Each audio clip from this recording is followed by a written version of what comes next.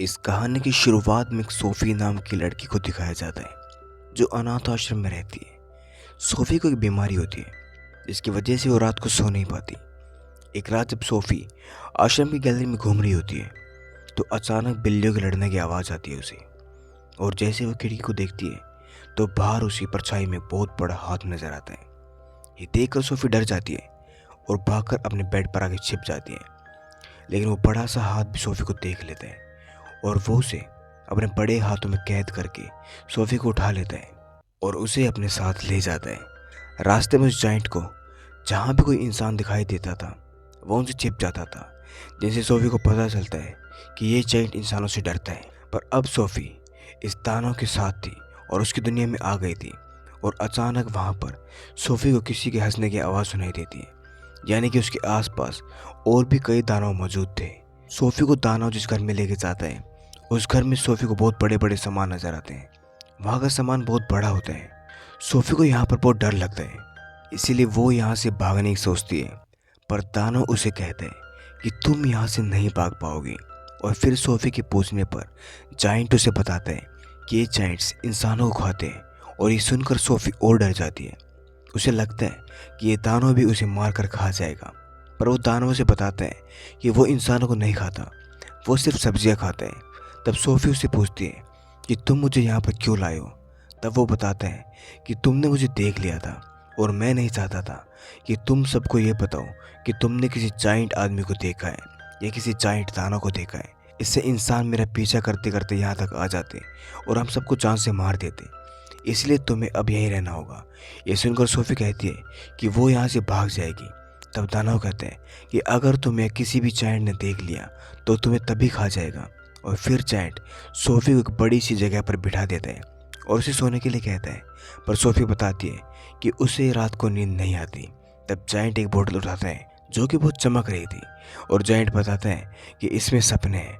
पर सोफ़ी कहती है कि ये मेरे किसी काम की नहीं है, क्योंकि मैं कभी सो ही नहीं पाती तो सपने में देख ही नहीं सकती। और फिर हम देखते हैं कि जब जाइंट सोफ़ी को उठाकर लाया था तो एक बुक भी उठाकर लाया था। और दानव जैसे उस बुक को पढ़ना शुरू करते हैं तो सोफ़ी की उसकी आवाज़ बहुत अच्छी लगती है, जिसकी वजह से दानव की आवाज़ सुनते सुनते सोफ़ी सो जाती है।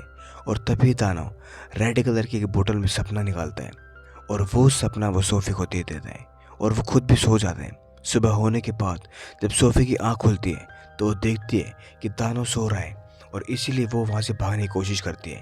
पर बाहर निकलते ही एक बड़ा सा दानव उसे पकड़ लेता है और उसे खा जाता है। दरअसल ये सिर्फ सोफ़ी का बुरा सपना होता है। सोफ़ी जैसे ही जागती है जाइंट को बताती है कि ये सपना तुमने मुझे दिखाया था। तब जाइंट कहता है कि ये सपना तुम्हारे लिए बहुत ज़रूरी था ताकि तुम्हें यहाँ की सच्चाई के बारे में पता चल सके। और ये दोनों बातें कर ही रहे थे कि तभी वहाँ पर एक बड़ा सा दानव आ जाता है और ये दानव सबका लीडर होता है। और ये यहाँ पर अपनी फिंगर ठीक करवाने के लिए आया होता है। शायद उसकी फिंगर में चोट लगी थी। पर उस जाइंट को दानव के घर में इंसानों की खुशबू आने लगती है, इसलिए वो पूरे घर को चेक करता है। पर किसी तरह वो यहाँ से चला जाता है और सोफ़ी की जान बच जाती है। और फिर जाइंट सोफ़ी को कहता है कि उसे किसी काम से बाहर जाना है, इसलिए तुम्हें यहीं पर रहना होगा। और सोफ़ी के बहुत पूछने पर वो दानव उसे बताता है कि वो सपनों को पकड़ने के लिए जा रहा है। और ये सुनकर सोफ़ी भी उसके साथ चलने की जिद करती है, इसलिए जाइंट उसे अपने साथ ले जाता है। बाहर आने पर हम देखते हैं कि सभी जाइंट्स इस दानव का मजाक उड़ा रहे होते हैं, क्योंकि ये दानव उनसे छोटा होता है और बूढ़ा भी होता है। पर हकीकत में वो इन सबसे समझदार होता है। ये सभी जाइंट्स थोड़े कम दिमाग के होते हैं और वो उस दानव को बॉल बनाकर खेल रहे होते हैं। पर किसी तरह से सोफ़ी खुद को बचा लेती है और कार में छिप जाती है। पर तभी हम देखते हैं कि मौसम ख़राब होने लगता है और बूढ़ा जाइंट बताता है कि बारिश होने वाली है। और चूंकि सब दानव पानी से डरते थे तो वो इसीलिए बूढ़े दानव को छोड़कर अपनी अपनी गुफा में छिप जाते हैं। तब बूढ़ा जाइंट सोफ़ी को अपने साथ सपनों की दुनिया में ले जाते हैं। बूढ़ा जाइंट एक बड़े से तालाब में छलांग लगाता है और वो दूसरी दुनिया में पहुंच जाते हैं। ये सपनों की दुनिया होती है और सोफ़ी को यहाँ पर बहुत अच्छा लगता है। दानव से बताते हैं कि उसके पास कुछ मैजिकल पावर्स हैं और वो बहुत धीमी से धीमी आवाज़ भी सुन सकते हैं। वो चींटियों की आवाज़ भी सुन सकते हैं, वो बादलों की आवाज़ सुन सकते हैं, वो तारों की आवाज़ भी सुन सकता है। और सोफ़ी और दानव वहाँ पर अब सपने इकट्ठे करने लगते हैं। और फिर वो इंसानों की दुनिया में जाकर उन सपनों को बच्चों को दे देते हैं ताकि सब अच्छे से सपनों में मुस्कुराएं। और ऐसा करने के बाद जाइंट वापस अपनी दुनिया में जा रहे होते हैं। पर सोफी कहती है कि क्या आपके पास मेरा कंबल है। तब जाइंट को याद आता है कि वो सोफी का कंबल अपनी दुनिया में छोड़ आया था और उसे अब तक बाकी जाइंट्स ने देख लिया होगा। इसलिए वो समझ जाता है कि वो अब सोफी को अपने साथ नहीं ले जा सकता। पर सोफी उसके साथ चलने की जिद करती है। तब जाइंट उसे बताते हैं कि तुम्हारी तरह कुछ समय पहले एक बच्चा उसके पास जाइंट वर्ल्ड में गया था और जैसे ही और दानवों को उस बच्चे के बारे में पता लगा, वो बच्चा आज तक मुझे कभी नहीं मिला। वो शायद मर चुका है। इसीलिए वो सोफी को आश्रम में छोड़ देते हैं। सोफी बहुत उदास होती है पर उसे पता है कि जायंट उसकी आवाज़ सुन सकता है। इसलिए सोफी बालकनी से कूद जाती है और जायंट उसे बचा लेता है। और सोफी की जिद करने पर जायंट उसे वापस उसके साथ ले जाता है। पर वहाँ जाते ही सब जायंट उससे उस इंसानी कंबल के बारे में पूछते हैं।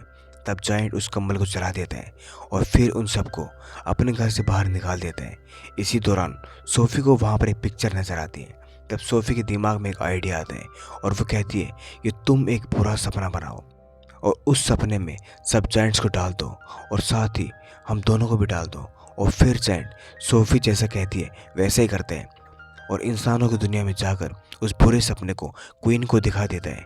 और जैसे ही सुबह क्वीन उठती है तो वो बहुत डर जाती है क्योंकि उसे इस सपने में बहुत बड़े बड़े दानव देखे थे और न्यूज़पेपर में भी वही सब लिखा होता है। और तभी सोफी वहाँ पर आ जाती है जिसे क्वीन ने सपने में देखा था। और अब सोफी क्वीन से मदद मांगती है और वो उन्हें कहती है कि मुझे आपसे जायंट्स के बारे में बात करनी है, लेकिन आप प्रॉमिस कीजिए आप उन्हें देखकर नहीं डरेंगी और सभी जायंट्स को रोकेंगी। तभी हम देखते हैं कि जायंट सबके सामने आ जाता है और रानी जायंट को अंदर बुला लेती है, उसे खाना खिलाती है और सोफी और जायंट की बात सुनती है। वो बताते हैं कि जायंट वर्ल्ड में बहुत बुरे दानव रहते हैं जो इंसानों को पकड़कर खा जाते हैं। ये सुनकर क्वीन उनकी हेल्प करने के लिए तैयार हो जाती है और उनके साथ उनकी हेल्प के लिए अपनी आर्मी भेजती है। वहीं सोफी और जायंट और भी बुरे सपने बनाते हैं। पर यहाँ पर एक प्रॉब्लम हो गई थी। वो जिस डंडी से सपनों को ट्रांसफ़र करते थे वो उसे इंसानों की दुनिया में भूल आए थे। पर सोफी कहती है कि कोई बात नहीं, अब ये काम वो खुद करेगी। और सोफी जैसे ही जार को सभी जायंट्स के पास लेकर जाती है, एक बड़ा सा जायंट उठ जाता है और सोफी उस जार को तोड़ देती है जिससे बुरे सपने सभी के दिमाग में चले जाते हैं। लेकिन जो बड़ा जायंट जागा होता है वो सपने को निकाल कर फेंक देता है और इससे पहले वो बड़ा दानव सोफी को पकड़ता, बूढ़ा दानव आकर उसे बचा लेता है। और तभी आर्मी भी वहाँ पर आ जाती है और उन सभी जायंट्स को पानी में गिरा देती है जिसके पास एक छोटा सा आइलैंड भी होता है। और ये सब वो सिर्फ उन जायंट्स को सजा देने के लिए कर रहे होते हैं। साथ ही आर्मी उस आइलैंड पर कुछ सब्जियां और बीज भी फेंक देती है ताकि वो उन्हें उगाकर खा सके। और फिर हम देखते हैं कि रानी सोफी को अब आश्रम में नहीं भेजती बल्कि उसे अपने पास ही रख लेती है और बूढ़ा दानव अपने जायंट वर्ल्ड में चला जाता है। पर हम देखते हैं कि सोफी आज भी सुबह उठते ही बूढ़े दानव से बात करती है और वो भी सोफी की बात सुन सकते हैं। और इसी के साथ ही कहानी यहीं पर ख़त्म हो जाती है। उम्मीद करते हैं आपको ये कहानी पसंद आई होगी। अगर आपको ये कहानी पसंद आई तो चैनल को सब्सक्राइब करना ना भूलें। मिलते हैं अगली कहानी में, जब तक के लिए धन्यवाद।